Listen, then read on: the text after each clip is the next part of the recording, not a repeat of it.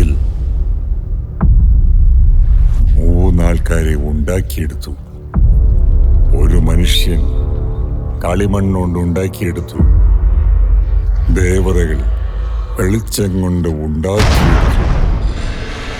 മൂന്നാമതായിട്ട് തീ കൊണ്ടുണ്ടാക്കിയതാണ്.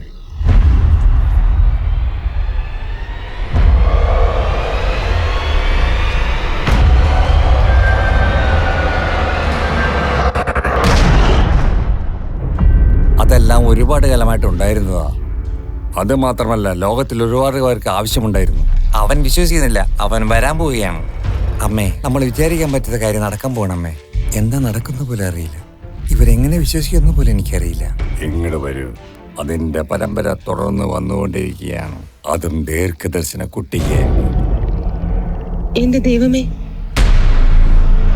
എന്തോടെ ഒന്ന് വരുന്നുണ്ടോ?